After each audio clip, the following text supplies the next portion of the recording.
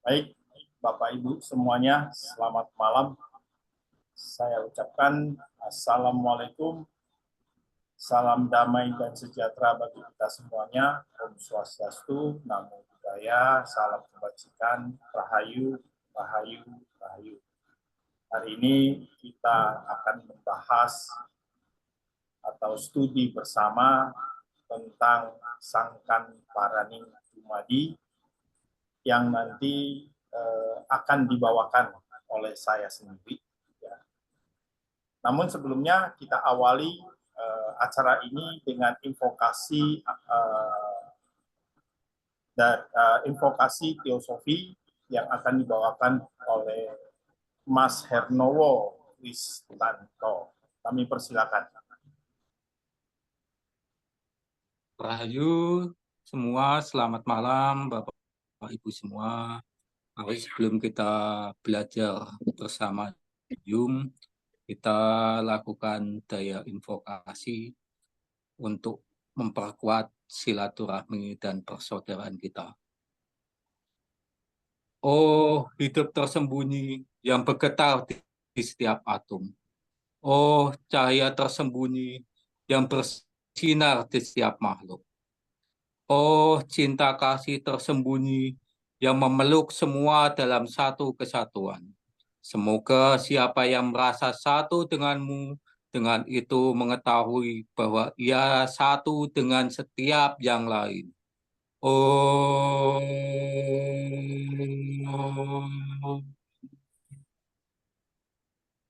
Santi, Santi, Santi. Rahayu, terima kasih semuanya. Rahayu. Ayo, terima kasih Pak. Baik, Bapak Ibu semuanya, kita akan memulai. Ya, waktunya bisa pas, bisa hemat. Saya akan memulai studi kita pada hari ini yang mengangkat tema tentang Sangkan Paraning Dumadi. Bapak Ibu, nanti sekiranya kalau ada pertanyaan, kami persilakan. Namun setelah saya menyampaikan materi, semoga materi yang saya sampaikan itu bertepatan dengan waktu. Kalau melebihi waktu berarti tidak ada pertanyaan, semuanya udah paham. Baik, sebelumnya saya ucapkan salam sejati buat kita semuanya. Kita kembali menjadi jati diri kita seutuhnya. Disclaimer dulu.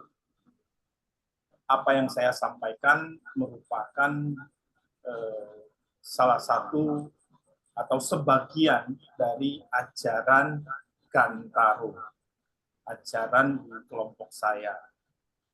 Dan apa yang akan saya sampaikan ini terkait banyak hal, dalam arti bisa mengambil beberapa referensi berupa ajaran-ajaran agama. Mohon maaf kalau misalnya seandainya saya mengungkapkan berdasarkan ajaran agama dan itu salah, mohon diperbaiki, tapi jangan dianggap sebagai bentuk untuk menyinggung atau bentuk mencela atau bentuk untuk melecehkan. Ya, saya mohon supaya bisa dimaafkan jika ada sesuatu yang tidak berkenan. Ada juga beberapa materi atau pandangan atau hal-hal yang berkaitan dengan ajaran kami yang sepenuhnya tidak terungkap secara jelas. Mohon supaya tidak usah terlalu dalam menggali, ya, karena butuh penjelasan lebih.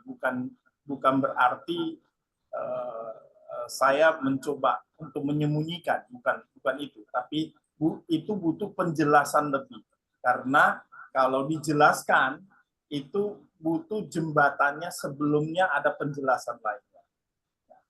Dan kalau misalnya nanti seandainya di dalam perjalanan penjelasan apa yang saya sampaikan itu tidak sama dengan selama ini yang diterima, mohon juga bisa diselaraskan saja. Jadi bukan ajak berdebat, bukan ajak untuk ngotot-ngototan, tapi mari kita berdiskusi. Maka ini adalah ajang kita untuk studi bersama. Baik, sebelum saya memulai topik ini, saya banyak mendapatkan beberapa referensi dari beberapa teman, dari beberapa kadang kita. Referensi ini sebenarnya intinya mengungkapkan bahwa ini sebuah topik yang cukup unik dan cukup dikatakan tidak sederhana, ya, tidak sederhana, karena butuh penjelasan yang sangat mendasar. Ini topik ini merupakan sebuah pedoman yang memang dipegang dalam ajaran Jawa. Sejak lama sudah ditemukan, tapi tidak tahu persisnya kapan. Kita tidak tahu persisnya kapan. Dugaan kami bahwa Sangkan Paranindumadi itu sudah ditemukan 200.000 tahun sebelum Masehi, 200.000 tahun sebelum Masehi, di mana saat Jawa atau Jawa Dwipa mengalami sebuah proses eksodus yang besar-besaran keluar, ya, keluar dalam arti ke seluruh dunia, ya, eksodus yang cukup besar ini yang akhirnya mereka yang masih ada dan sudah keluar mengingat sesuatu bahwa kita harus kembali kepada asalnya kita. Maka terciptalah Sangkan Paranindumadi. Sangkan Paranindumadi ya. Ya, Bu ya. Biar tahu ini. Nggak kedengeran sana ya? Nah, berikutnya kita tidak usah mempersoalkan pertama muncul atau bagaimana, tapi apa isinya, sehingga Sangkan Paranindumadi yang pertama adalah merupakan ajakan untuk kembali, sehingga merubah menjadi sebuah filosofi hidup, filosofi yang menjadikan sebagai pedoman hidup, tidak hanya hidup secara kadonyan, tapi hidup kadonyan itu materi atau fisik, wilayah fisik, tapi juga kehidupan spiritualnya, kehidupan rohani, kehidupan spiritualnya Jawa.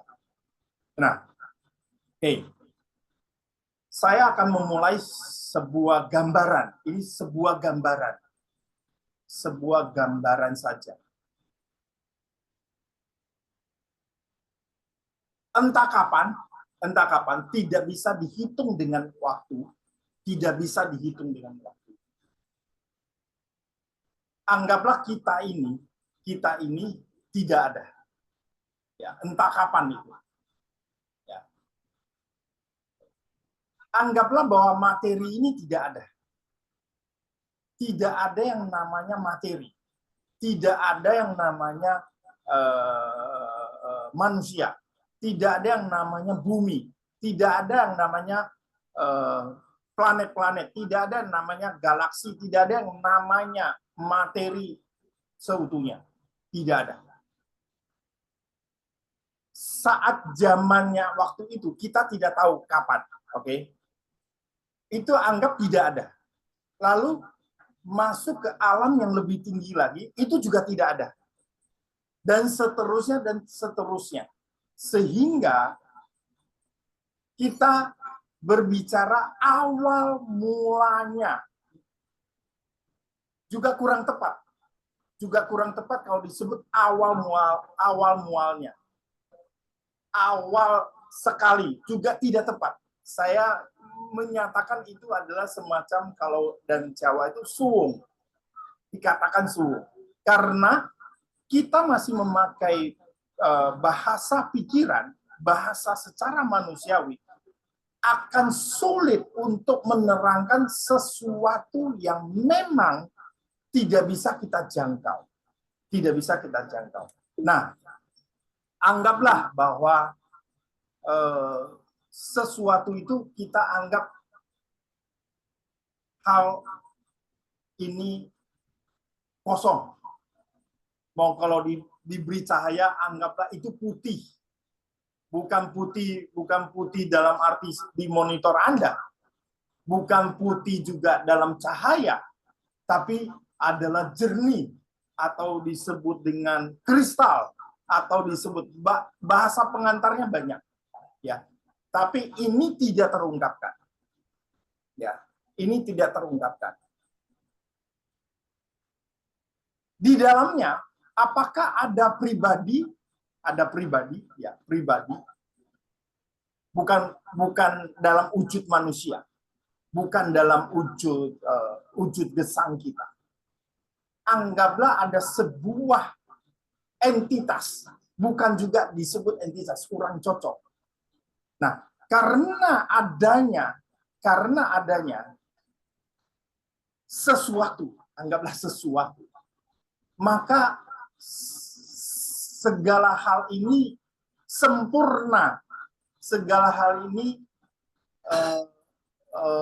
mutlak, segala hal ini nggak bisa dibayangkan itu betapa sempurnanya adanya itu. Lalu karena ada sesuatu ini, maka dia akan melahirkan sesuatu yang baru juga. Bukan melahirkan, menjadikan sesuatu itu ada juga, sesuatu yang lain. Contoh misalnya ya, bola. Ya, saya karena suka bola. Bola. Karena ada bola ini, maka adanya ruang bola. Tapi kalau nggak ada bola ini, ruang itu tidak pernah ada. Ya. Jadi sesuatu yang mengadakan sesuatu. Tapi bola ini tidak menciptakan. Bola ini tidak menciptakan. Tapi karena ada dia, maka si ruang itu ada. Misalnya meja. Karena ada meja, maka adanya kolong meja. Adanya kursi, maka adanya kolong kursi. Kira-kira seperti itu. Nah, yang dikatakan ada sesuatu dan sebagainya, itu yang menjadikan sesuatu, lalu nantinya di ujungnya manusianya menganggap itu diciptakan. Padahal itu sebenarnya tidak. Dia ada karena dia ada juga, gitu loh. Jadi kira-kira seperti itu. Nah, yang tadi tercipta, yang tadi teradakan, sesuatu itu teradakan. Yang tadi yang teradakan itu akhirnya memiliki sebuah karso. Ya, saya katakan karso karena ini bahasa pengantar. Ya, karso. Karso itu adalah sebuah kemauan yang murni. Dan dia tidak hanya terciptanya satu, tapi banyak. Karso-karso inilah yang membentuk. Dan terus, dan terus, dan terus, dan terus, dan terus, dan terus, dan terus. Dan karso ini terus berkembang. Terus berkembang. Sehingga dia akan masuk terpisah dari yang sesuatu tadi ada. Dia akan secara terpisah sesuatu ada. maka dia akan masuk ke level berikutnya atau turun ke level berikutnya, yaitu alam yang sudah penuh dengan warna. Inilah yang disebut dengan yang pertama itu adalah alam kagustian. Alam keilahian, kalau mau bahasakan agama ya. Keilahian. Atau alam yang tak ada awal dan tak ada akhir. Alam keabadian. Yang kedua setelah punya karso, dia masuk ke sini. Ini adalah alam para dewata. Ini adalah alam penuh dengan warna. Ini adalah alam para luhur. Ya, bukan leluhur, para luhur. Ini adalah alam yang mencoba untuk selalu bersama dengan alam yang pertama.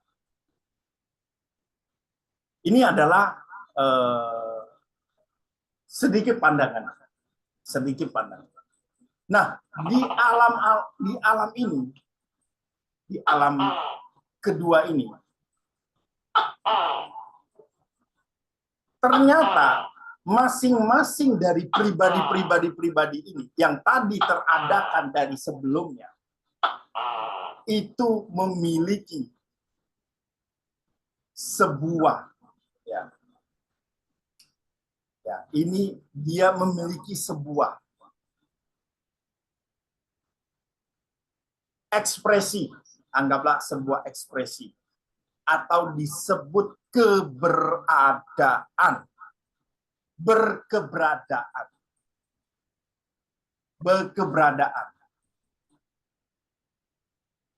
atau kita sebut bahasa. Jadi bahasa kita yang dibahas oleh Dr. Dani adalah roso. Jadi roso di sini ini bukan perasaan. Ya, perasaan itu di wilayah kadonya, di wilayah fisik. Tapi roso itu berkeberadaan. Sama berkeberadaan itu contohnya, contoh sederhananya misalnya saya itu bawa anak saya ke kebun binatang. Dan dia sangat senang. Dia bermain, loncat, melihat, kasih makan binatang, dan sebagainya. Ya. Saat saya bersembunyi sambil memperhatikan anak saya, dan anak saya menyadari bapaknya hilang, saat itu dia sudah merasakan ketidakberadaannya saya. Nah, ini yang disebut dengan roso. Padahal kebun binatangnya tetap sama, situasinya tetap sama, kondisinya tetap sama, kasih makan masih bisa dan sebagainya, tapi dia merasa saya nggak ada. Nah, ini roso, itu berkeberadaan. Nah, ini. Nah, karena berkeberadaan ini, maka terjadilah degradasi yang juga penuh. Dan tidak hanya satu pribadi. Degradasi yang terus-menerus. Maka masuklah ke dalam alam yang berikutnya ke bawah, yaitu alam atma. Inilah alam para roh. Inilah alam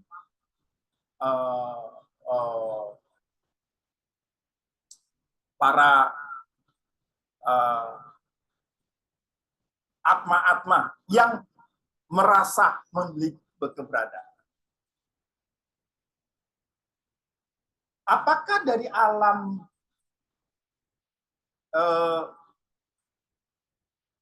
dewata, alam para dewata, ini bisa kembali lagi nggak? Bisa. Ya. Bisa kembali ke alam keilahian, alam kegustian. apakah di alam ini, di alam roh, di alam para atma, ini bisa kembali lagi nggak? Bisa. Di mana saat itu dia berkeberadaan penuh, sudah. Maka dia akan balik ke sini. Nah, kedua hal ini bisa bolak-balik. Ya. Nah, ketiga alam ini bisa bolak-balik.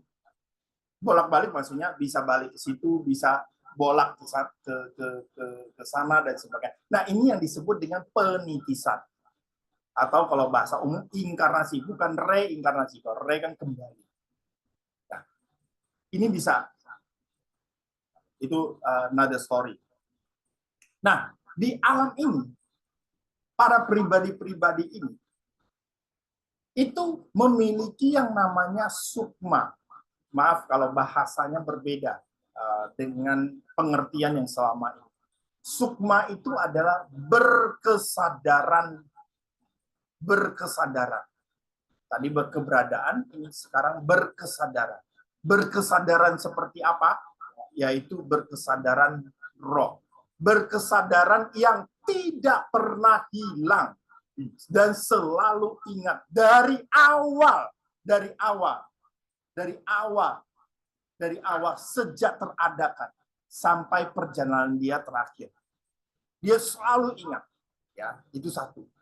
Dan yang kedua, dia tidak hanya ingat tentang dirinya. Aku menunjuk ke saya bukan berarti manusia, tapi ke objek rohnya. Dia objek atmanya, dia tidak hanya mengingat, tapi dia ingat persis Mas Hernowo, Pak Rudi, Pak Joko, Pak Derajat, ingat persis apa yang dialami oleh masing-masing. Ya, apa yang dialami oleh masing-masing. Nah, apa yang dialami masing itu tahu persis satu sama lain. Anda juga ingat saya juga ingat kamu. Ini yang disebut dengan Syapofiro Syopo Yesus. Yang Pak Joko tanyakan. Jadi persis tahu. Nah, kemahatauan masing-masing itu saling melengkapi. Semakin kompleks pengetahuannya, semakin utuh, maka kalau dia sudah sempurna mengetahui segala sesuatu tentang pribadi-pribadi atmo lain yang sebagainya, maka dia akan naik menitis ke alam luhur atau alam para dewa. Alam para malaikat kalau bahasa. Jadi semakin utuh. Sehingga pada saat dia di situ, dia berkeberadaan. Dan berkeberadaan juga dia juga merasakan sama berkeberadaan yang lainnya. Oke, itu saya sempat biar atau panjang. Nah,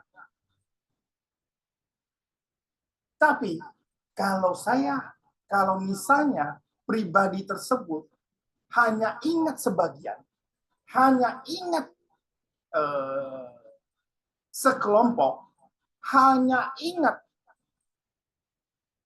kelompok kecil, hanya ingat dua pribadi saja, hanya ingat satu pribadi saja, bahkan tidak ingat, hanya ingat dirinya, atau bahkan dia tidak ingat ya, kesadaran atmonya atau sukmanya ini dia sama sekali tidak ingat, maka dia akan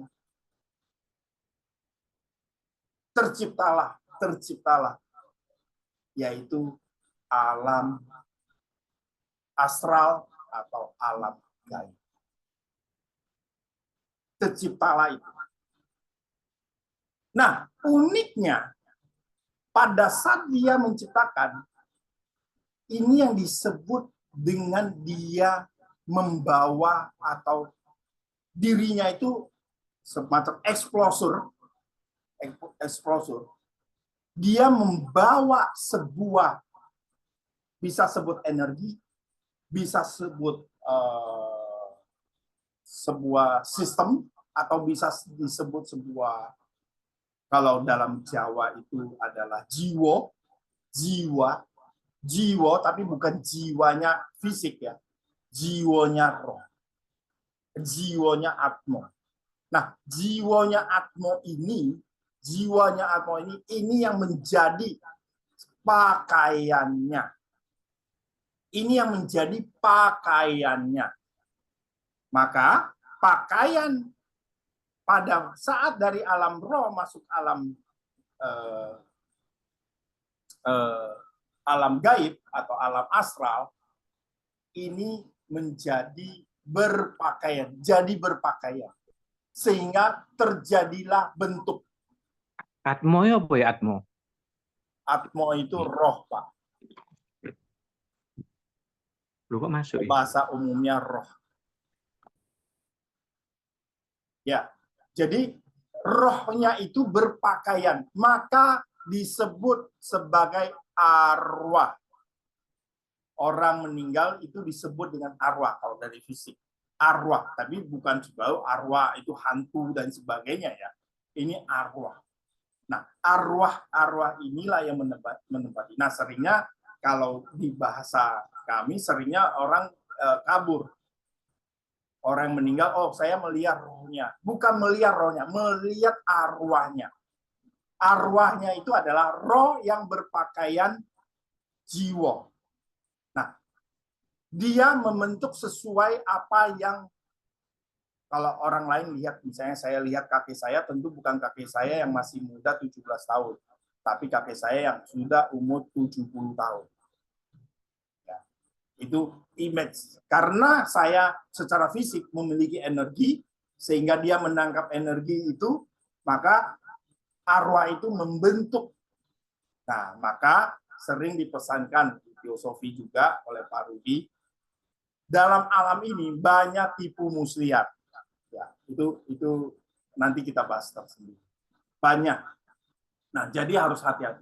Nah, apakah dari alam gaib bisa naik ke alam atma atau alam roh? Itu bisa. Nah, uniknya pada saat dia masuk, berarti dia sudah ingat. Kesadarannya sudah ada. Sudah menjadi sadar lagi. Uniknya adalah bahwa dia meninggalkan jiwanya. Dia meninggalkan energi atau meninggalkan kosmiknya. Ya, dia meninggalkan. Jadi begitu masuk dia akan meninggalkan itu. Nah, nanti kalau ada yang datang akan berbentuk, dia akan meninggalkan. Ya. Pada saat dia tinggalkan, begitu banyak ditinggalkan. Jiwa ini kemana? Jiwa ini yang selaras, yang sefrekuensi, yang segelombang, yang senada itu akan ngumpul. Kalau dia sudah matang. Kalau dia sudah matang, jiwa-jiwa ini sudah matang, maka inilah yang disebut dengan awal muasalnya alam keatunyan. Inilah yang disebut apa itu? Big Bang atau itu. Inilah yang terjadi. Pada saat ini dia akan memadat atau menjadi matang, dia akan membentuk. Dan yang dia bentuk itu tidak hanya satu. Membentuk tidak hanya satu. Membentuk sangat banyak. Membentuk sangat banyak. Membentuk dan terus membentuk. Inilah yang disebut dengan alam materi. Inilah perjalanannya alam materi. Inilah. Nah, mari sekarang kita langsung bahas ke alam materi. Alam materi kita ambil satu aja. Di dalam satu itu kita ambil satu titik aja.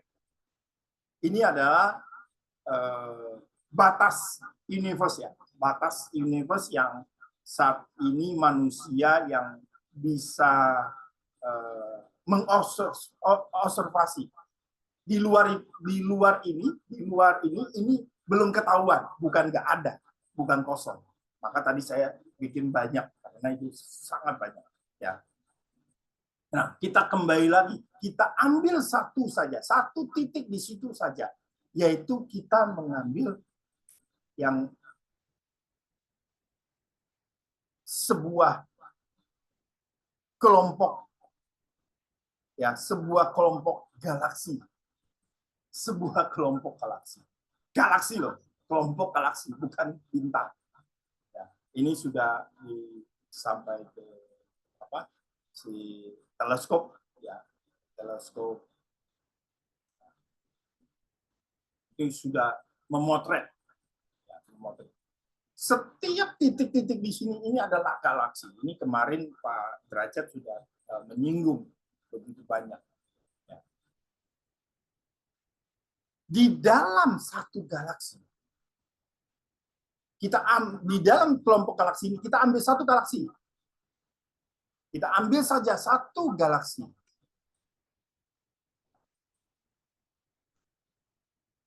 Nah, kita ambil aja, ambil Bima Sakti. Ambil Bima Sakti aja. Kita ambil Bima Sakti, lalu kita telusuri lagi. Ini alam materi. Nah, ini di dalam Bima Sakti. Kita ambil sebagian. Cluster. Ini kalau ini bentuk ini adalah kalau orang mengatakan itu ini selatan. Kalau dilihat dari bumi, karena ini membentuk salib selatan. Jadi kalau kita melihat ke selatan, ke arah selatan situ, itu kalau lagi cerah itu biasanya ada 4 yang membentuk salib. Itu kira-kira kalau ini bisa dikatakan selatan. Nah, di sini kita ambil saja satu bintang, yaitu matahari. Nah, inilah tata surya. Ya, inilah menjadi tata surya. Di sini kita ambil satu saja, yaitu bumi. Ini adalah tempat kita. Nah, jadi kita sudah bisa melihat bahwa dari sejak awal sampai adanya bumi, di mana tadi bumi tidak ada, sudah tadi saya ceritakan. Ini menjadi sebuah perenungan kita bersama. Apa sih yang kita banggakan? Apa sih yang kita mengatakan kita hebat dan sebagainya? Semuanya itu nggak ada. Baik, sekarang kita masuk ke bumi ini, kita ambil saja si manusia Jawa. Manusia Jawa ini karena bisa manusia siapa saja, tapi kita ambil contoh manusia Jawa. Kebetulan saya menekuni ajaran Jawa, walaupun saya bukan orang Jawa. Jadi sebenarnya ini adalah wujud dari mewakili kita yang di bumi. Jadi ini adalah prinsip daripada orang Jawa. Nah, disinilah lahirlah Sangkan Parani. Dan orang Jawa meyakini bahwa mereka itu adalah wujud atau jelmaan atau titisan dari raja. Raja yang bagaimana? Yaitu yang raja yang memegang kekuasaan. Raja yang memang adalah sebenarnya adalah dewa itu sendiri. Jadi Ratu Tunggal Malantik Tunggal toto karyo titisan dewa wayang manggana upami jana. Jadi hanya bisa mengasosiasikan bahwa manusia itu sebenarnya adalah merupakan titisan dari dewa. Dewa bukan dewa dalam arti seperti umumnya, yaitu orang-orang suci, orang-orang luhur. Mereka itu menganggap bahwa mereka adalah dari kelompok dewa. Manusia itu adalah kelompok dewa. Semuanya. Sekarang barulah Sangkan Parani Dumadi muncul untuk menjelaskan. Baik, saya akan sedikit menjelaskan bahwa dalam bahasa Indonesia, Sangkan Parani Dumadi dapat diterjemahkan sebagai tujuan hidup atau maksud dari berkeberadaan. Frase ini menggambarkan konsep tentang tujuan utama atau alasan mengapa seseorang hidup atau ada di dunia ini. Dunia dalam arti dunia kadonya.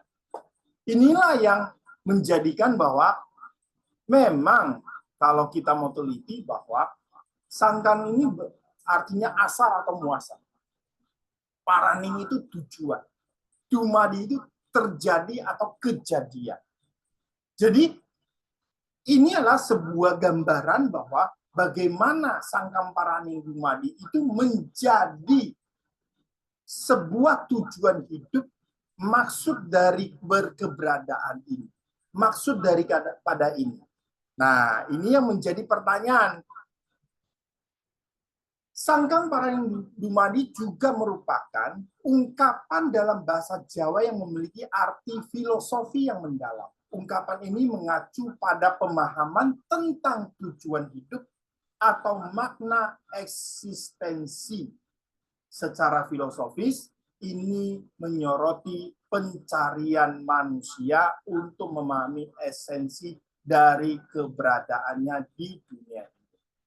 Hal ini mencakup refleksi tentang makna hidup, tugas spiritual, atau tujuan yang lebih besar dalam hidup seseorang. Dalam konteks budaya Jawa, ungkapan ini juga merupakan merujuk pada pandangan kosmik tentang bagaimana individu berinteraksi dengan alam semesta yang tadi saya sebut, dan bagaimana kehidupan manusia tercermin secara harmonis dengan alam masyarakat sekitarnya. Dengan demikian, Sangkan Parani Dumadi menggambarkan pencarian spiritual dan intelektual yang mendalam memahami esensi dari kehidupan. Nah, berdasarkan pandangan hidup secara filosofi ini, maka lahirlah ajaran-ajaran dalam Sangkan Parani Dumadi yang tujuannya adalah kita ini bukan hanya ini dulu. Kita ini awalnya dari sesuatu yang maha dalam bahasa kita tidak bisa ungkapkan. Kita itu harus kembali. Kira-kira begitu. Maka lahirlah beberapa ajaran. Nah, secara pandangan filosofi dan spiritual, itu adalah yang pertama, sangkang itu ada kesadaran akan asal-usul. Kesadaran ini mengajarkan bahwa kehidupan manusia bukan hanya tentang keberadaan fisik. Ya, tadi kan saya udah bilang, tapi memiliki dimensi spiritual yang lebih tinggi. Dalam ajaran kejawen, mengenali asal-usul kita membantu kita memahami posisi kita, peran kita, hubungan kita dengan alam semesta. Dan kalau untuk pencarian hidup yang kedua, yaitu Parani Dumadi, ini adalah hidup manusia diarahkan kembali ke perjalanan spiritual dan pemurnian diri. konsep ini menekankan pentingnya menjalankan kehidupan bermakna, penuh kebajikan, dengan tujuan untuk mencapai keselarasan atau dengan kehendak ilahi. Oke. Nah, ini yang tadi saya katakan bahwa melahirkan yang pertama tentang alam. Jadi manusia Jawa ini, Jawa dalam arti bukan Pulau Jawa. Jadi manusia yang memiliki kesadaran Jawa ini, itu akhirnya memiliki beberapa. Yang pertama untuk dengan alam, maka lahirnya pranata mangsa, yaitu bagaimana membaca pertanda alam. Pranata itu adalah ketentuan, persiapan, tatanan, atau ukuran. Mangsa itu ada musim atau waktunya alam. Inilah yang melahirkan kalendernya Jawa. Inilah yang melahirkan kalendernya para petani, pedagang, perantau, berperang maupun menjalankan pemerintah. Ini adalah pranata mangsa. Ini adalah awal-awal. Sehingga lahirlah yang namanya tadi bagaimana keteraturan itu diatur, ya, akhirnya melahirkan primbon, yang mana hari itu diatur, akhirnya melahirkan hari-hari yang kita kenal, bulan yang kita kenal, dan sebagainya. Semuanya itu dilihat dari tanda alam, dilihat dari sekitarnya tanda alam. Dan tanda alam inilah yang merupakan bagian-bagian dari sangkang paranindungan. Yang kedua adalah ajaran kemanusiaannya, yaitu ajaran kasampurnaan. Ajaran inilah yang lahir untuk manusia, di mana isinya adalah kauro. Kauro itu pengertian, pengetahuan, etika, tata krama, budaya, dan adat istiadat. Ya, inilah yang mengajarkan bagaimana menjadi manusia yang kembali sejati. Ya, inilah yang melahirkan, menjadikan supaya kita memiliki makna harum semerbak bunga. Inilah yang melahirkan manusia-manusia yang sempurna. Nah, ajaran inilah yang nanti di kauro, di pengertian, inilah yang mengajarkan bagaimana tata cara bertindak, berpikir. Dan ini kauro ini juga akhirnya melahirkan agama, melahirkan kelompok, melahirkan komunitas. Etika, inilah yang mengajarkan bagaimana kita bersikap antar sesama manusia. Ya. Etika, bagaimana kita menjunjung tinggi. Tata krama, bagaimana kita memperlakukan orang. Budaya, yaitu secara turun-temurun itu dipelihara dan menjadi baik adanya, yang menjadi adat istiadat. Nah, inilah yang melahirkan yang namanya kearifan lokal, yang sering kita sebut ya, tentang kearifan lokal. Nah, ini adalah ajaran untuk manusia. Lalu kasunyatan, ajaran hidup. Hidup ini di sini bukan hidup kita bernafas. Ini ada kehidupan. Kehidupan itu bagaimana itu di alam yang tadi saya sebut. Yang pertama, bagaimana pengertian kita tentang alam keseripahan atau alam gaib. Ini adalah alam gaib. Alam astral, kalau mau disebut dengan alam astral. Nah, inilah yang disebut dengan alam setelah manusia mati, setelah meninggalkan fisik, meninggal fisik. Nah, saat meninggalkan fisik, dia kembali memakai pakaian jiwa. Nah, lalu alam atma yang selanjutnya. Nah, ini alam fisik bersama dengan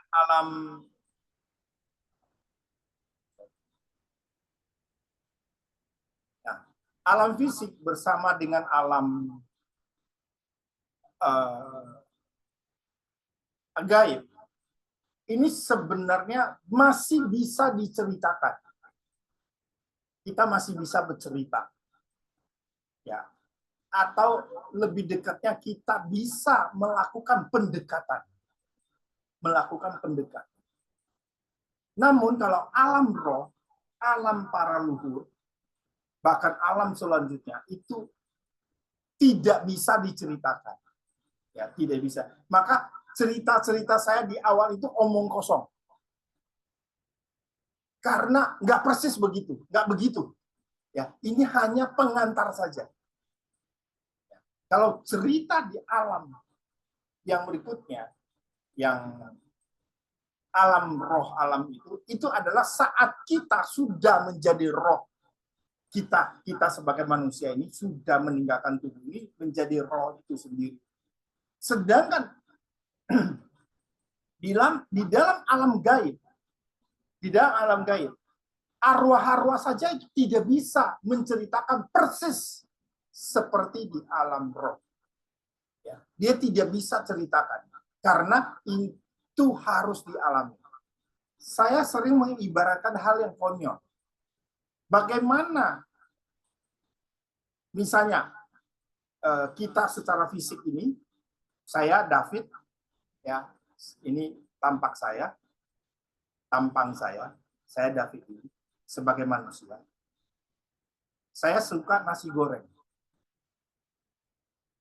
Nah, ini mewakili alam roh, misalnya ini alam roh. Bagaimana saya bisa menceritakan bagaimana caranya buat nasi goreng kepada semut? Semut punya pikiran sendiri. Semut punya pikiran. Mau cerita apapun, sesempurna apapun saya bisa menerangkan dan sebagainya. Semut tetaplah semut. Tidak bisa memahami bahasa otak saya dan sebagainya. Ya. Demikian juga semut. Dia nggak bisa menceritakan bagaimana menjadi manusia, menjadi si David itu kayak seperti apa. Dia bisa hanya pendekatan. Dia hanya bisa pendekatan. Pendekatan yang memang cuma omong kosong. Apalagi kalau dia mau menceritakan bagaimana kehidupan di Jakarta, bagaimana kehidupan di Surabaya, di Bandung, di Bali, si semut ini bercerita itu. Padahal dia hanya posisi di tempat saya sekarang di sini. Bagaimana dia bisa cerita itu? Itu hanya omong kosong kalau dia bisa cerita.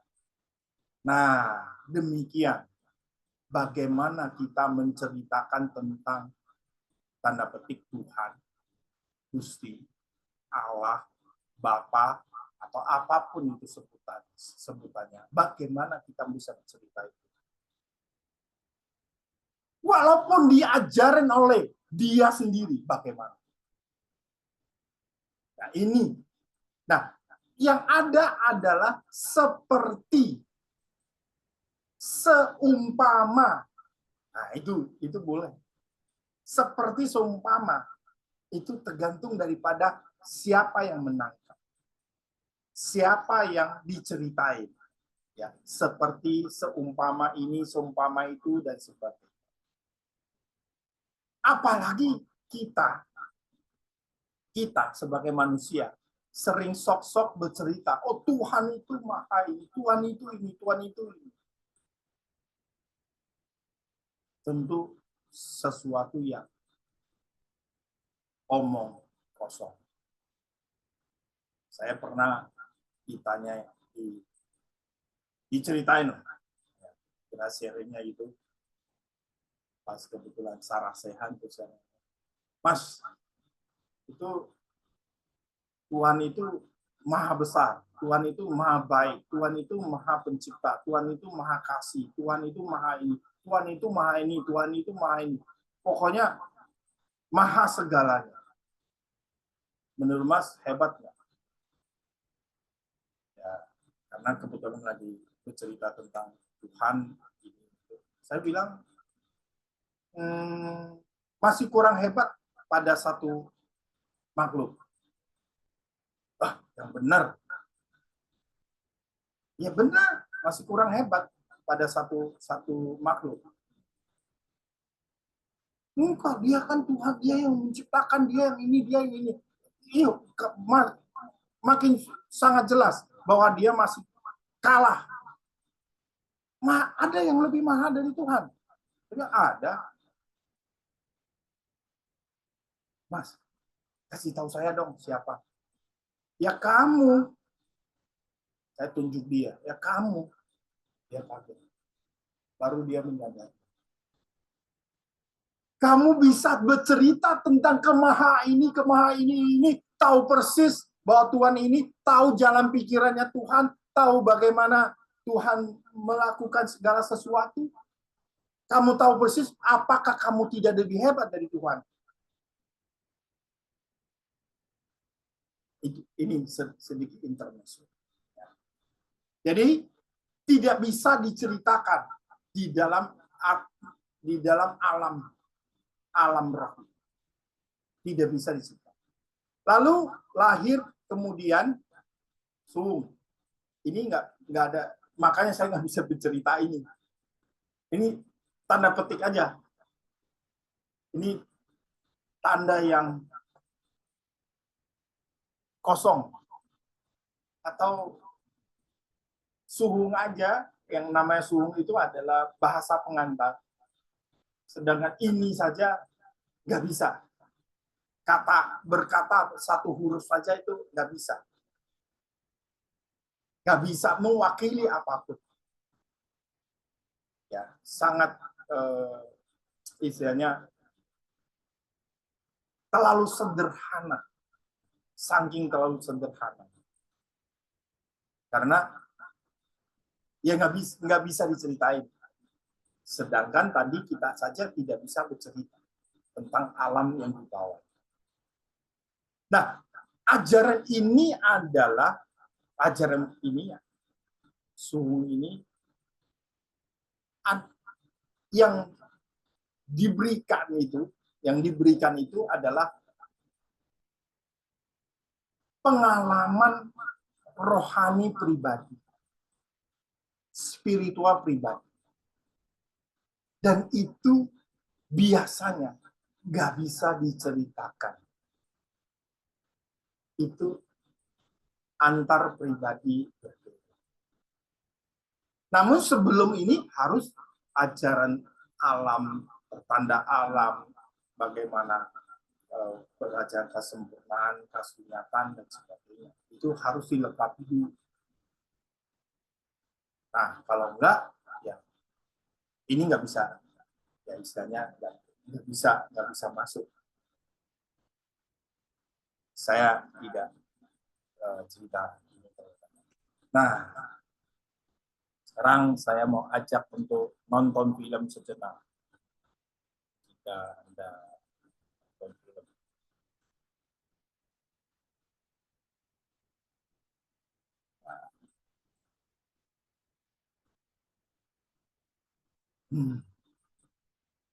Bentar, ada kendala. Oh ya.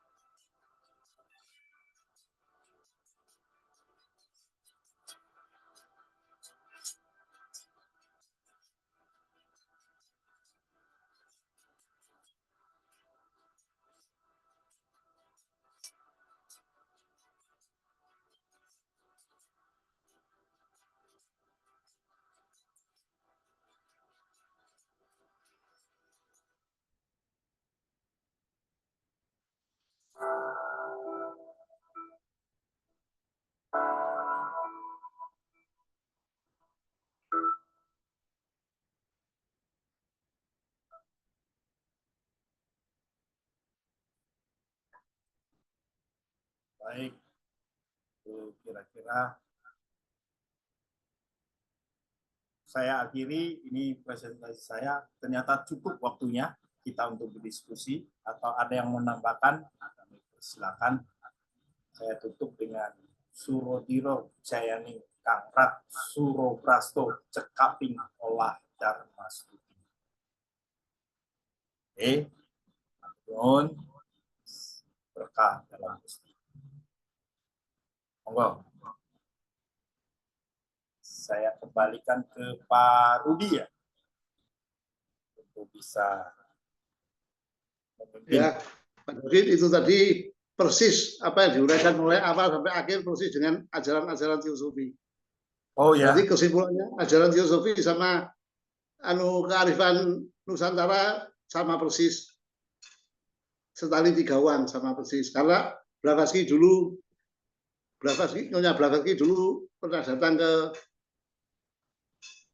Indonesia juga, sampai disuruh sama masternya sampai 3 kali. Persis ini buku-bukunya sing Pak David uraikan tadi, buku-bukunya ada semua di Teosofi. Saya tertarik membacanya. Tentang itu, bintang, planet, galaksi, cluster atau super galaksi dan seterusnya sampai sana.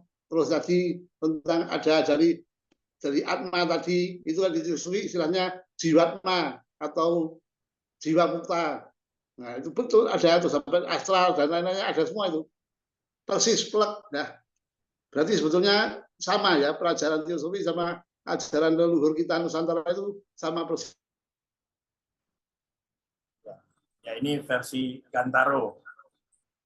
Nggak tahu kalau versi dari Pak Yudi, Mas Yudi, Pak Derajat. Sedikit perbedaan pendapat, tapi tidak menjadi masalah sih dengan apa yang baru disampaikan oleh Mas Rudi.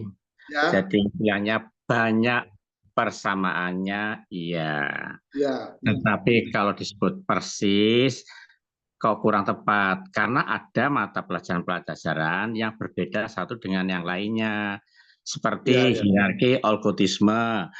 Di kearifan Nusantara nggak ada.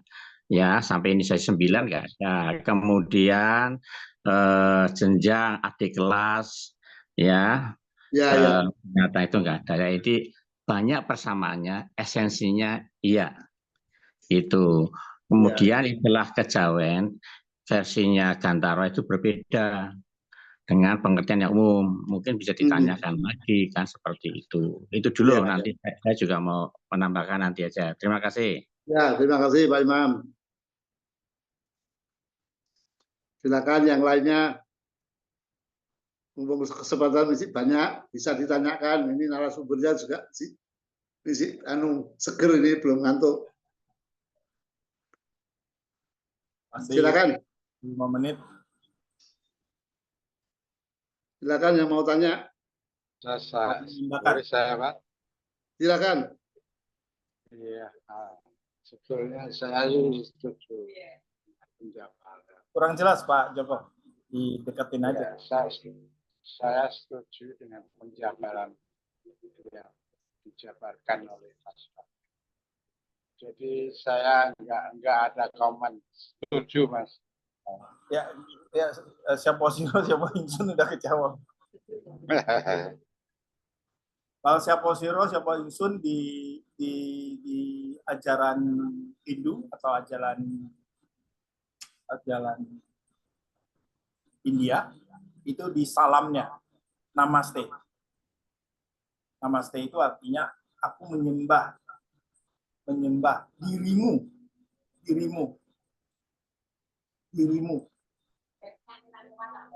Berbakti menyembah dirimu yang ada di dalam diri. Kira-kira dia ada. Terus dia juga namaste. Aku juga menyembah dirimu. Kira-kira itu. Silakan Pak Yudi. Pak Mas Yudi. Iya, aku mau nanya Mas David, itu kaosnya tulisannya sama dengan temanya, Sopo Serius. Oh iya, pesan di mana itu ya? Loh, kan dari itu, berpecel. Iya, lupa. Jadi ingat ya, saya punya hitam yang putih, nggak tahu kemana yang saya pakainya punya hitam. Mbak Gatot juga masih punya, suka dipakai Mbak Gatot juga. Di bawahnya ada tulisan lagi itu. Di bawahnya, oh ya, ini. Bedo ing lati, podo ing gusti. Nah, ini yang mungkin cukup menarik ya. Bahwa tadi juga disampaikan oleh Mas David bahwa semuanya pendekatan, semua yang kita sampaikan termasuk nama ya. Dalam menamai apa yang tadi kita sebut atau dibahas oleh Mas David sebagai sangkan paraning dumadi tadi, pasti orang akan, nah itu apa gitu kan, mempertanyakan, kan ada satu pertanyaan besar, nah itu apa, mau disebut apa gitu kan, kalau tahu benar, oh saya namakan itu tahu gitu kalau Lause gitu, kemudian oh yang di gurun mungkin, oh itulah yang disebut sebagai Allah gitu kan, sebagai Allah gitu. Nah, atau kita sang yang apa, banyak sekali sang yang kita sebutkan. Jadi semua itu hanya bedo ing lati, tetapi secara esensi Gusti, Gusti katanya. Sebenarnya Gusti juga penamaan, tetapi maksudnya yang tadi itu sangkan paraning dumadi itu ya hanya itu gitu. Jadi kita hanya berbeda dalam pengucapan, segi pronunciation, pengucapan bahasa, pemilihan kata atau pemilihan diksi atas apa sebutan itu. Kita tidak mungkin tidak menyebut itu dengan satu kata itu kan. Jadi masing-masing kita dengan lingkungan kita, kebudayaan kita, kepercayaan kita, kemudian membuat sebutan untuk yang tadi sangkan paraning dumadi itu, kemudian kita sebut. Tetapi ada sisi positifnya bahwa oh ya lebih gampang untuk menyampaikan itu, tidak dibahasakan sebagai itu atau apa, tetap ada positifnya. Tetapi ada juga yang bukan sisi negatif, tetapi hal yang kemudian menjadi bias atau menjadi problem misalnya. Ketika kita sebut A, ternyata yang sana B dan C, kemudian itu tadi ada patudon, ada elan-elan tentang sebutan tadi, yang semestinya kita bisa sama-sama tahu itu hanya bedo ing lati, tapi sebetulnya esensinya sama, tetap yang itulah yang kita bicarakan. Mengenai konsep tadi yang dijelaskan, saya kira hampir semua ajaran, baik itu teosofi ataupun agama, mempunyai benang merah yang sama, bisa saling memahami bahwa itulah kemudian konsep itulah yang kemudian memang ada begitu. Detail-detailnya mungkin bisa jadi ada beberapa variasi dan sebagainya ya oke. Tapi secara esensial saya kira ya begitulah adanya gitu ya. Jadi kaos, tema dan isinya sama ini Mas David, selaras ya. Selarasing pikiran, perasaan, ucapan dan perbuatan plus kaos. Gitu. Materan atau ini? Betul Mas Yudi. Maka di awal saya tidak pernah menyebut, maka saya sesuatu. Ya, betul. di dunia fisik baru saya mulai menyebut Gusti, menyebut Tuhan, menyebut sayang dan sebagainya. Karena memang itu nggak bisa disebut. Nggak bisa, betul. Bisa. Gitu. Ya, terima kasih kalau misalnya sudah menyimak dengan sepenuh hati dan menyimpulkan bahwa ya samalah, kurang lebih sama. Ya, berarti kan minimal ajarannya nggak tersesat gitu. Sama Pak, dengan meskipun tahu juga gitu Pak. Ya. Itu dinamakan jihad. Kalau sudah disebut, bukan tahu lagi. Ya betul. Monggo, silakan. Yang lain. Sharing Ria saja. Atau ada yang mau beri gambaran? Boleh saya sebentar, Mas? Ya, silakan. Nah, ini suara dikasih. Iya. Ada salah satu teman saya di kumpulan, Mas Dorti mungkin juga kenal juga dia. Dia pernah bilang kepada grup kita bahwa kamu adalah dia, tapi dia bukan kamu. Itu sangat ngaruhnya sangat bagus sekali. Karena pada secara umum apa yang juga sudah dijabarkan oleh Mas David itu sangat masuk sekali. Karena setiap manusia itu mempunyai anugerahnya masing-masing, tapi kita adalah satu. Makanya ucapan dia mereka dia kamu adalah dia, tapi dia bukan aku. Itu sangat sesuai dengan apa yang sudah dijabarkan oleh Mas David. Matur nuwun. Ya, makasih Pak Joko. Tambahannya. Iya.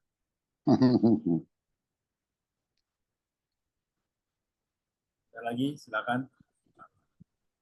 Pak Bambang, silakan Pak Bambang. Pak Dani.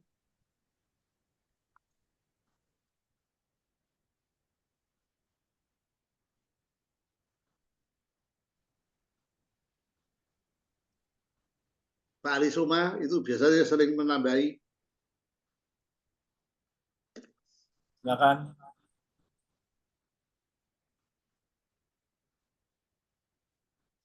Silakan Pak Ali Soma. Silakan Pak.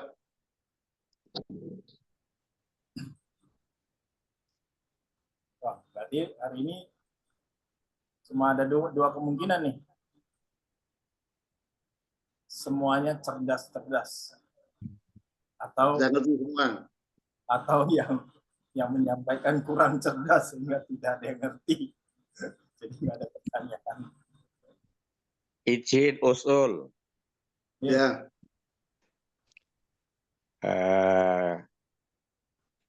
Apa yang saya pahami, ilmu kejawen itu adalah ilmu kematangan jiwa. Kejawen bukan berarti orang Jawa, tapi ilmu kematangan jiwa, di mana kearifan lokal di seluruh Nusantara itu memilikinya. Kemudian barusan dijabarkan sangkan paraning dumadi. Terkait dengan itu, dengan kejawen masih ada andalan dari ilmu kejawen, ada Sastro Jendro Hayuningrat Pangringdiu. Ini kalau dibedah oleh Mang Dipo tepat sekali karena beliau sudah mengalami sendiri. Kemudian masih ada lagi Hono Coroko. Ini mudah-mudahan menjadi PR QD untuk bulan depan atau bulan berikutnya membedah Hono Coroko. itu juga dalam lagi, ya.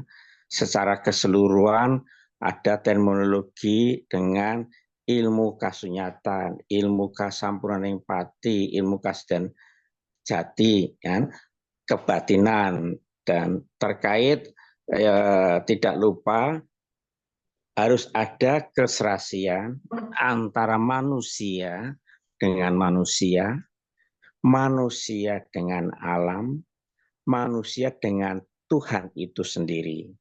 Yang sering kadang David nyebut Tuhan itu tan kinoyongopo tapi ono, suung tapi isi. Itu Kang David pernah menceritakan seperti itu, pernah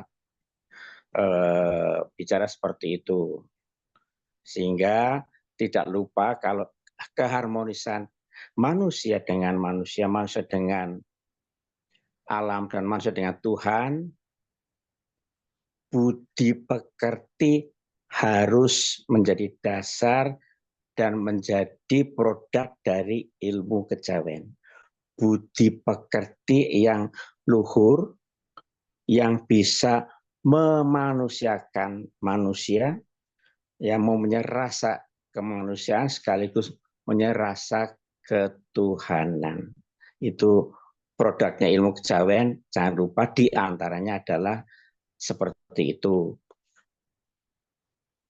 Saya tunggu respon dari Mang Dipo untuk membedah Sastro Jendro Hayuningrat Panidio dan Kyudi atau yang lainnya lah ya, dengan Hono Corokonya. Ini luar biasa ilmu kematangan jiwa yang pernah kita cicipin, kita dalami. Terima kasih. Gimana, Bang Dipo? Oke kan? Nanti diisi ya. Tanggal Juli ya? Iya, nanti akan saya coba. Tapi saya kira dengan waktu yang terbatas itu mungkin ada urutannya. Ya, Karena semua itu ya berurutan. Seperti apa pembahasan aku ya kowe, kowe ya aku ya urip, itu selalu ada sangkut pautnya, bersambungan itu. ya nggak apa-apa. Tanggal Mang Dipo tanggal 11 Juli. Tanggal 11 Juli. 2 minggu lagi. Setuju. Ya, tadi sebenarnya dipaparkan bahwa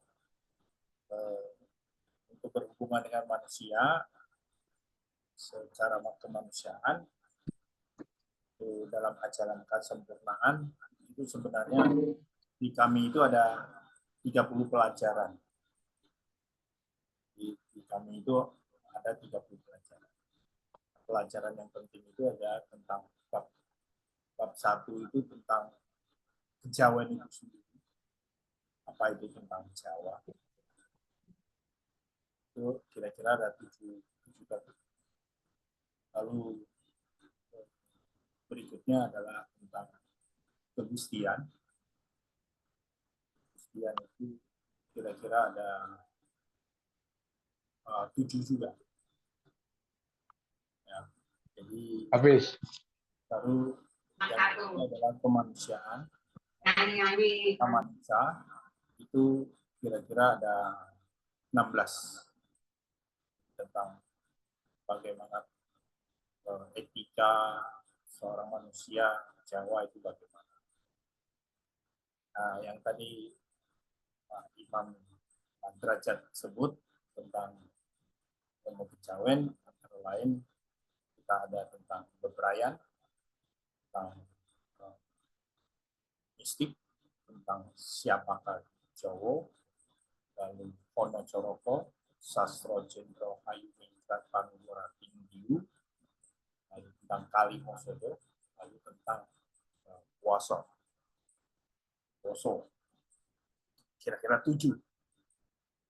Itu tentang tadi kesempurnaan. Oke, silakan yang berikutnya.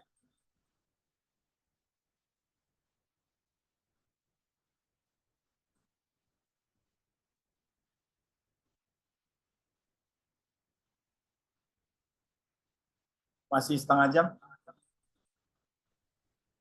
Bagi Ya. yang kurang puas, seperti saya nginep di rumah Kadang David, apa yang baru disampaikan, beberapa materi pelajaran sampai 30, saya pernah mendapatkan pencerahan dari jam 12 malam sampai subuh berdua. Berdua loh, ya, gitu.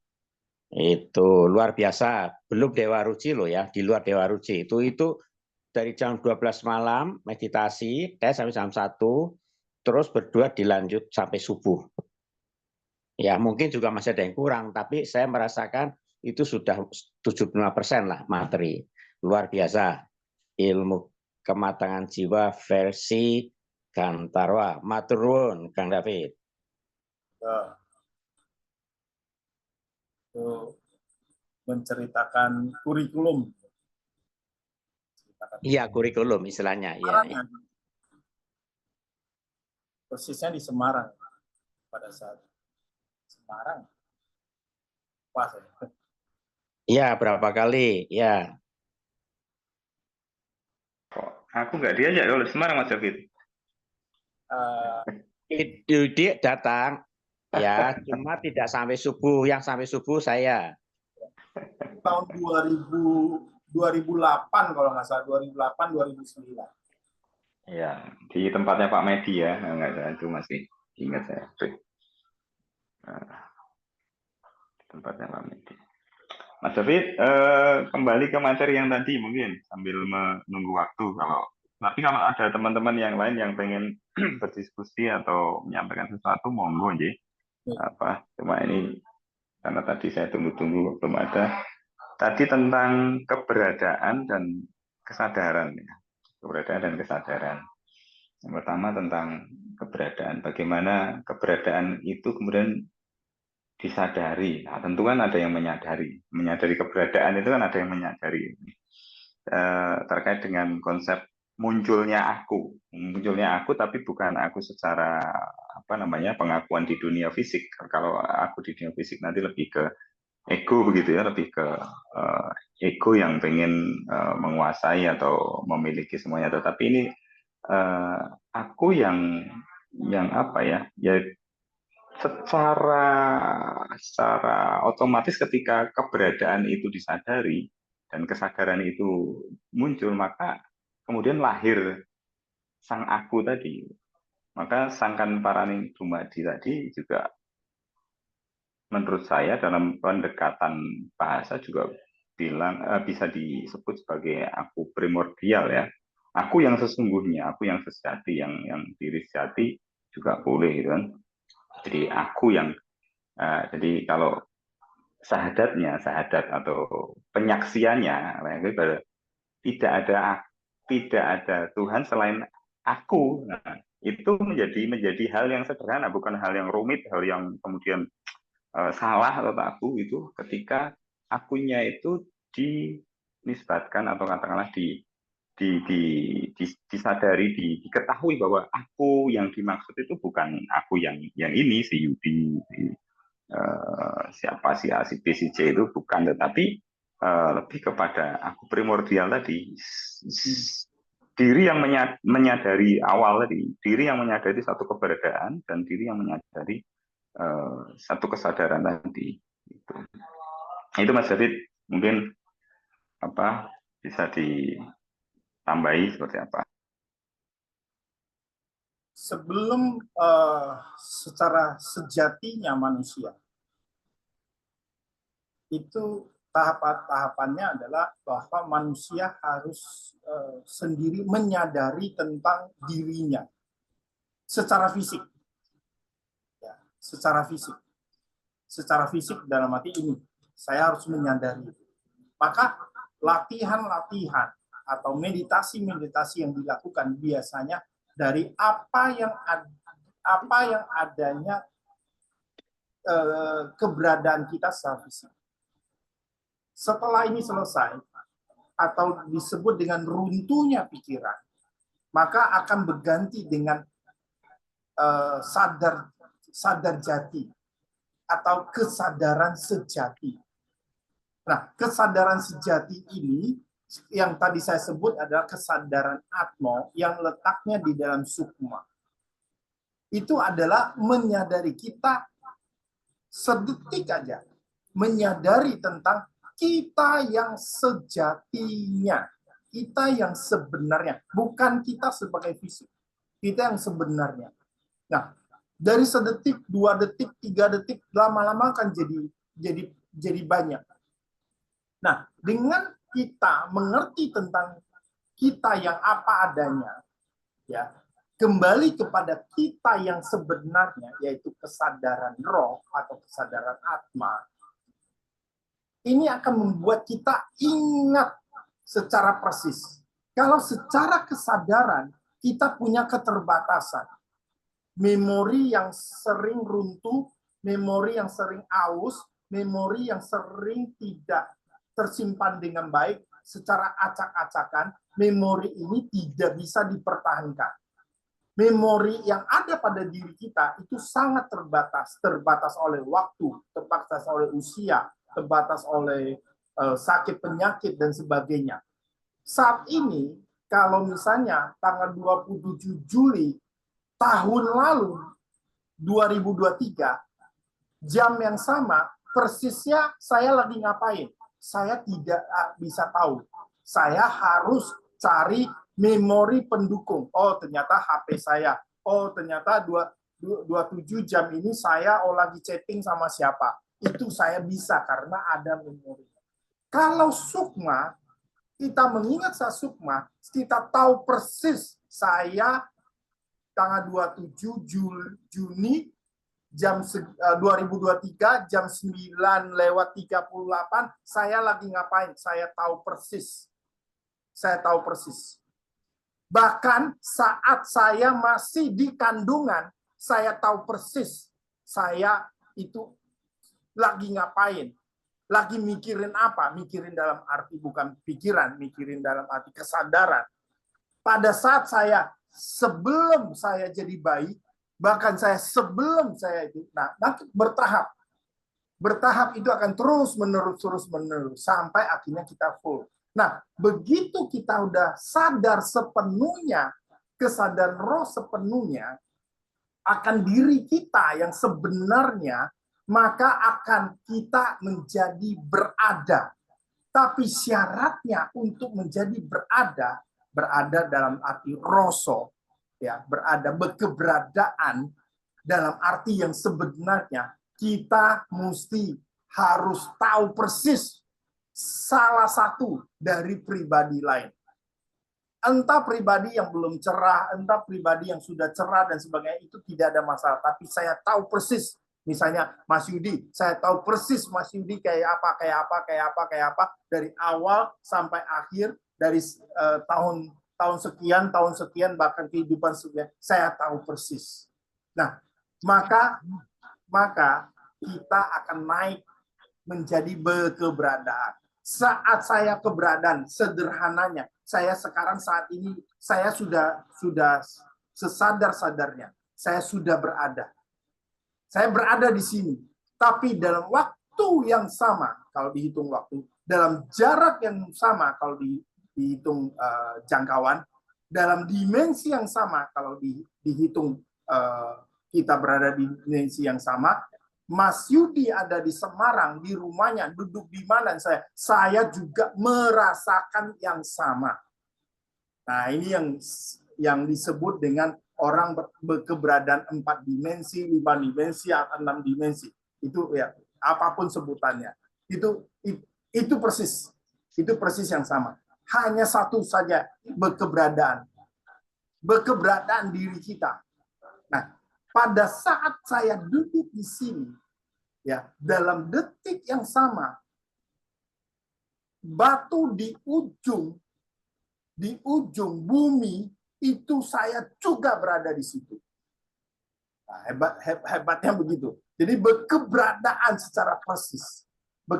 Tidak hanya berkeberadaan kita, berkeberadaan bahkan keseluruhannya. Nah, ini baru sekedar teori, saya belum bisa. Ini sekedar diajarkan, saya belum bisa. Ya, jadi jangan kita keseret sama sebuah kauro yang merupakan pengertian. Nah, bagaimana kita mencapainya itu jauh lebih penting. Bagaimana kita secara bertahap melakukannya itu jauh lebih penting. Bukan apa yang mau kita capai. Jadi dari berkesadaran lalu berkeberadaan. Ya, jadi berkeberadaan. Nah, kalau di dunia fisik ini berkeberadaan lalu secara pemikiran, berkesadaran pikiran itu baru bisa. Ya, kalau di tanda petik dalam alam dunia atma atau roh itu harus berkesadaran dulu baru mendapatkan keberadaan. Kira-kira itu tambahannya, Mas Yudi.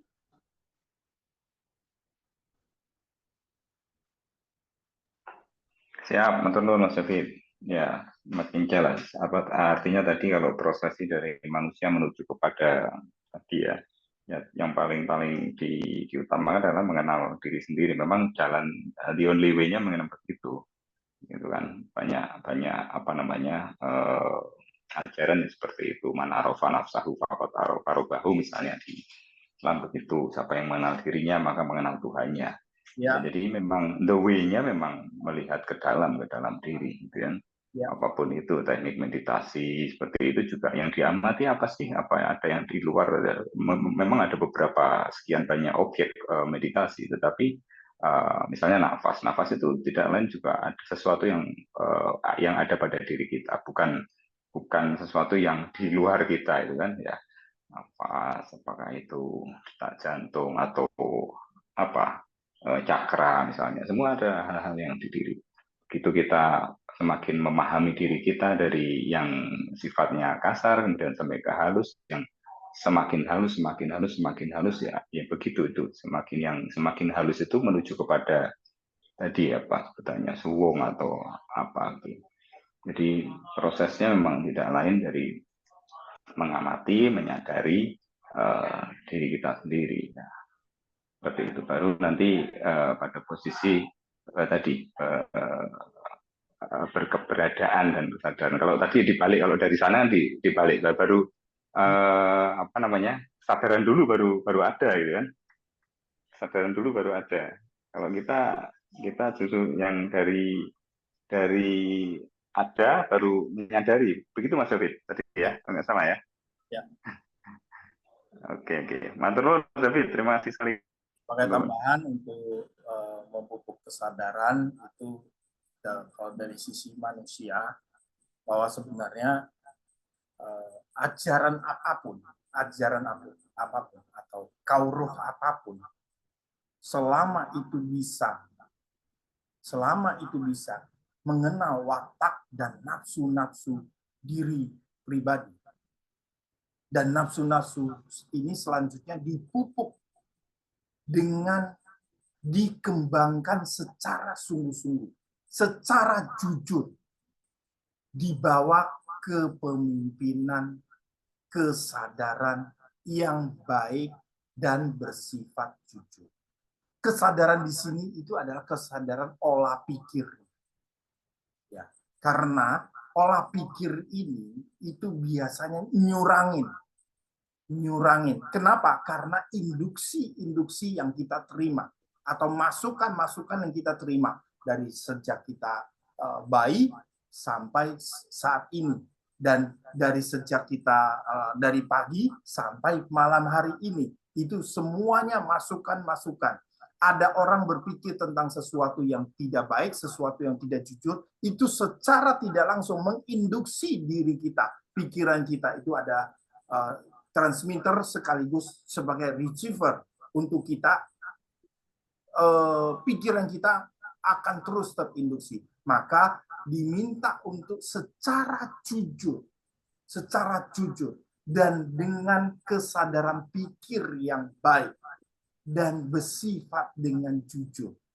Artinya bahwa kita harus menimbang secara baik. Nah, begitu itu selesai, maka sifat buruk yang bertentangan dengan ajaran, nilai-nilai ajaran yang tadi kita sebut sebagai di ajaran awal, ajaran-ajaran atau kauro-kauro, itu akan pelan-pelan lenyap, pelan-pelan dihilangkan. Dan kita semakin mengembangkan sifat-sifat yang lebih baik. Nah, kesemuanya ini harus dipimpin dengan sebuah kebijaksanaan. Nah, kebijaksanaan itu lahir dari tanahnya itu adalah kauro, pengertian atau ajaran-ajaran, mau ajaran agama, ajaran apapun itu sebagai tanah.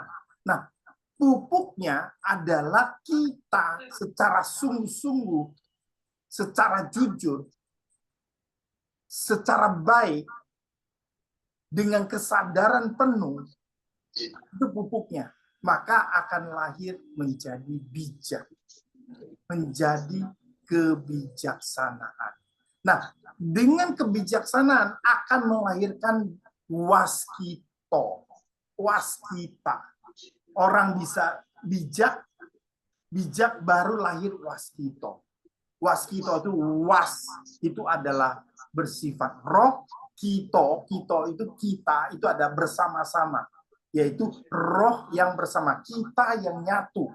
Kita semuanya yang nyatu. Saya melihat orang lain adalah saya, orang lain adalah diriku juga, diriku adalah dirimu juga, atau dengan ini loh, logo ini loh, siapa siro siapa ingsun. Nah, maka dengan demikian pelan-pelan baru nanti turun ke bawah atau turun ke wilayah atma, yaitu kita akhirnya pelan-pelan memupuk kesadaran roh, kesadaran secara atma. Lalu selanjutnya keberadaan dan sebagainya. Itu kira-kira tambahannya. Boleh saya ikutan, Mas? Boleh. Tadi Pak Imam sempat menyinggung tentang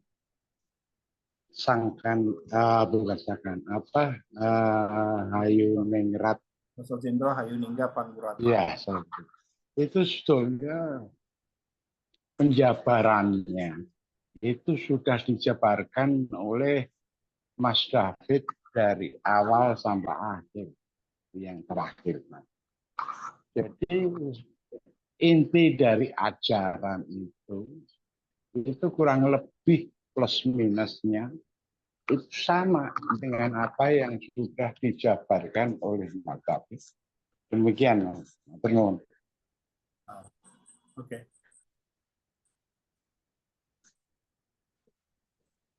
Baik, masih ada 10 menit. Silakan.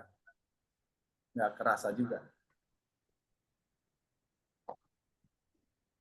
Ya, jadi nanti pembahasan yang diminta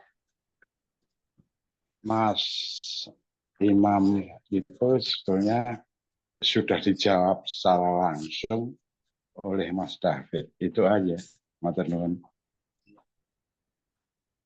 Tambahan sedikit. Mohon Mang Dipo yang sudah mengalami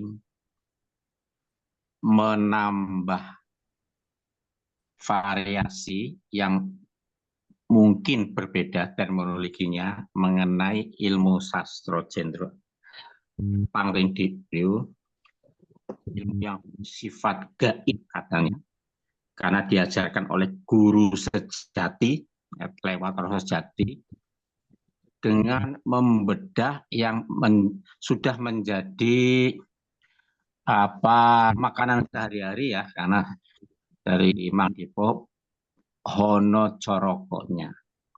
Jadi Hono Corokonya dibedah Mang Dipo. Ini nanti memperkuat lagi apa yang sudah disampaikan oleh Kang Philip. Swear ini pas sekali deh. Jadi dari sisi Hono Corokonya. Memang nanti benang merahnya tetap ada sih, tapi ini dari sisi Hono Corokonya. Terima kasih. Bulan depan Mang Dipo special request. Matur nuwun.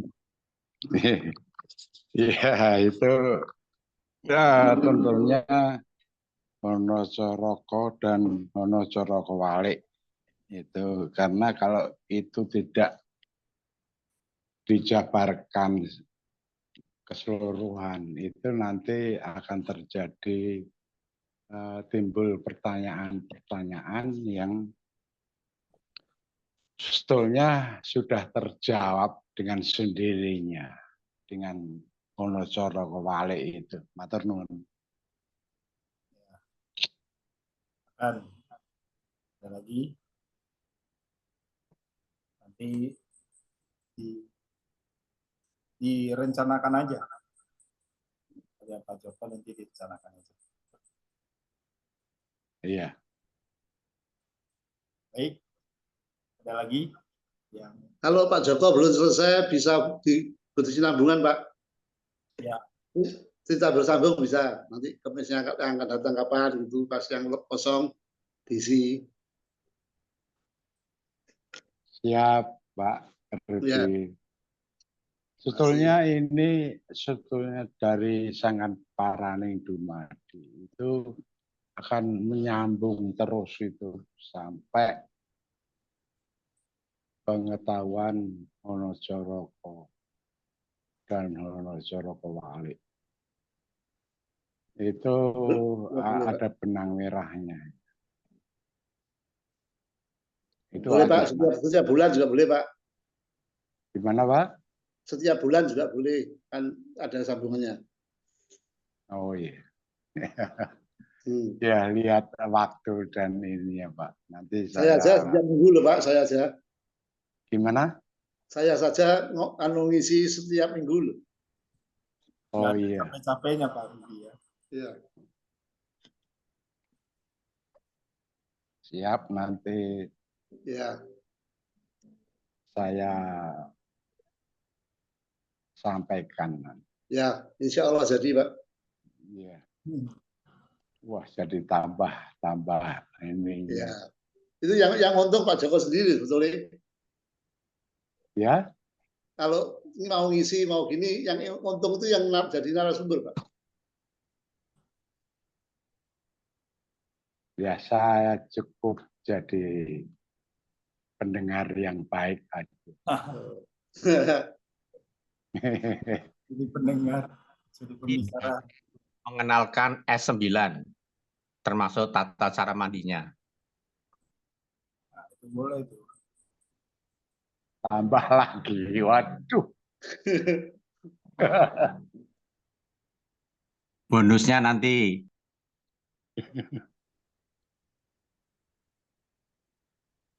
Tunggu yang lain. Silahkan. Ya kan? Ada lagi yang mau ditambahkan.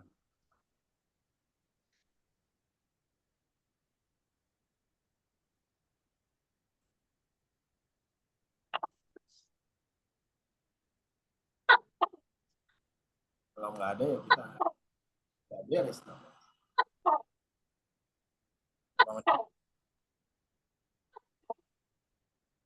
Ayo.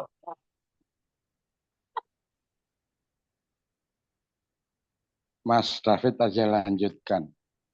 Lanjutkan. Sambil tipis-tipis mengenai Sastro Jenderal Hayuningrat tadi. Oh, tentang Sastro Jenderal. Iya. Itu kalau diisi di kita itu sekitar 2 jam lebih. Harus. Tapi intinya sebenarnya yang tadi saya bilang tadi itu, kita jangan lupa dengan posisi kita sebagai manusia. Iya. Yang mana kita harus benar-benar bangkit secara kesadaran. Baik itu kesadaran secara fisik, kesadaran berpikir, dalam arti kesadaran berpikir yang sesuai dengan ajaran kita masing-masing. Karena sesungguhnya dari hal-hal yang tadi saya ceritakan di alam-alam yang berikutnya, begitu sampai manusia, itu masing-masing membawa ajaran, masing-masing membawa kauruhnya. Ini baru kita berbicara di planet bumi. Tadi saya cuma ambil satu titik saja, satu titik, yaitu bintang. Betul. Ambil titik yang lain bintang. Nah, masing-masing dari pribadi-pribadi, atma-atma tadi, roh-roh tadi, itu membawa ajaran. Nah, permasalahan ajaran yang dibawakan itu ada yang di awal itu murni dan selanjutnya berkembang murni. Ada yang di awal itu murni, selanjutnya salah atau melenceng dan menjadi benar lagi. Ada yang dari awal benar, terus akhirnya menjadi salah terus. Nah, walaupun kita mengambil ajaran yang tadi benar dan menjadi salah, misalnya saya mengikuti itu yang salah. Kalau secara pemikiran, kesadaran, loncatan kesadaran pikir kita yang dipenuhi dengan sebuah kebijaksanaan, maka nanti akan ketemu lagi di ajaran awalnya. Nah, maka itu harus dikembangkan secara kesadaran. Nah, baik itu kesadaran pikir maupun kesadaran secara spiritual atau secara rohani. Nah, kalau kesadaran itu bertumbuh, maka kita yang sesadar-sadarnya sebagai manusia, ini baru sebagai manusia, dalam diri tubuh kita sebagai manusia, ada yang namanya kunci rasa jati. Kunci rasa jati. Keberadaan yang sederhana yang merupakan anak kunci untuk dibukakan segala sesuatunya. Kalau kita sudah bisa mencapai kesadaran tadi, kesadaran berpikir, kesadaran itu dan sebagainya. Nah, kunci rasa jati ini nilainya sama, kalau mau disematkan, nilainya sama dengan ajaran Tuhan. Atau sering kita sebut sebagai jejak-jejak Tuhan. Jejak-jejak kebenaran. Nah, ini sifatnya melekat pada diri kita. Sudah terletak pada diri. Mungkin bisa kita katakan Tuhan itu hanya ciptaan dari pikiran. It's okay. Tapi nilai kebenaran bernilai sama dengan kebenaran. Itu. Jadi Tuhan itu bukan person, bukan kita mempersonkan. Dia bisa merupakan personifikasi. Personifikasi seperti Semar. Dia tidak berwujud, tapi orang bisa berbicara tentang adanya sosok yang personifikasi.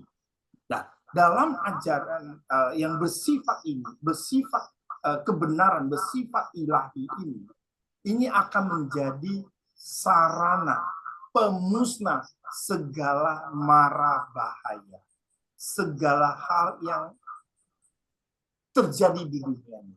Jadi bukan hanya untuk diri kita, tapi untuk menciptakan dunia ini lebih baik. Dimulai dari mana? Dari diri kita. Dimulai dari diri kita dari mana? Dari kesadaran-kesadaran. Tumpukan-tumpukan kesadaran. Kesadaran akan apa? Kesadaran akan ajaran, akan kauruh yang nantinya kita akan dapatkan. Demikian jam 10. Sudah selesai. Ya, itulah kira-kira. Pas jam 10. Gimana, Pak Rudi?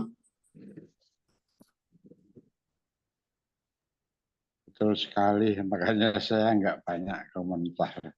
Karena Kalau kita mengacu, maaf ini dalam siapa, saya ambil contoh dalam salah satu itu Asmaul Husna.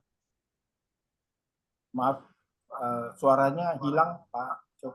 Ya, mengenai Asmaul Husna, ayat yang ke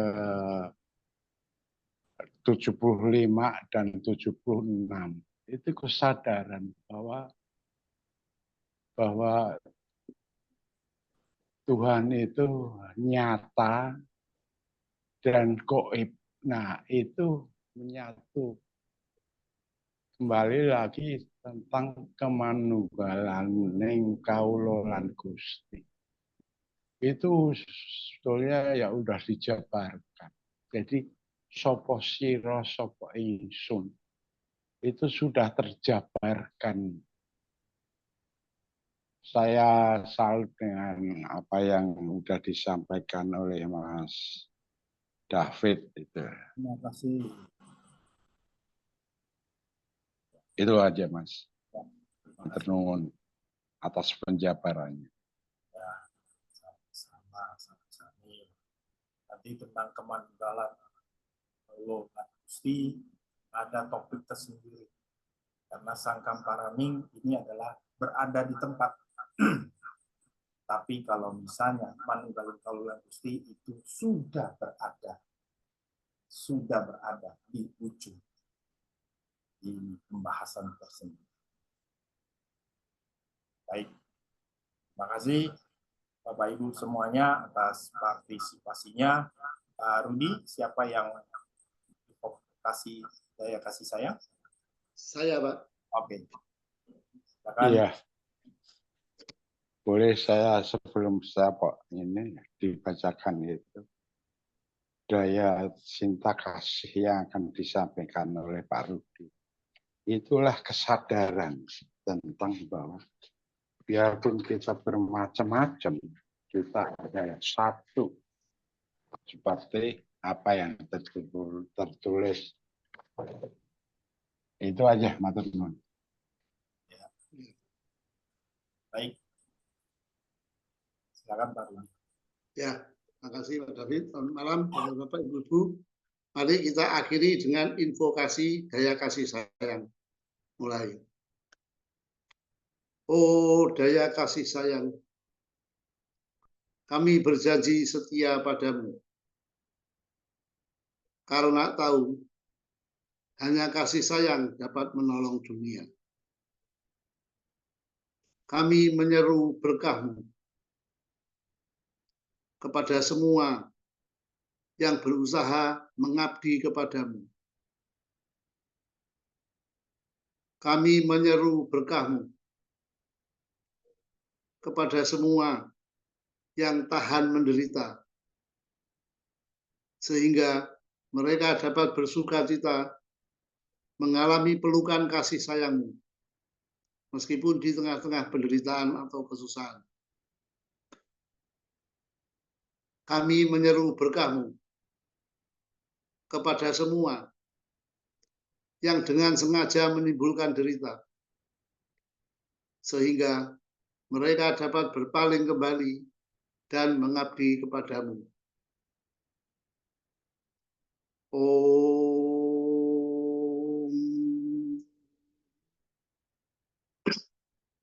Syanti. Syanti. Syanti. Selesai, terima kasih. Selamat malam semuanya. Terima kasih Pak David. Terima kasih juga. Ayo. Ayu. Ayo, makasih Pak David, Mas David, Pak Rudi, semuanya. Pak Rudi, Rayu. Saya. Terima kasih Pak David, Pak Rudi. Oh ya, ya. Saya Nadia. Rayu.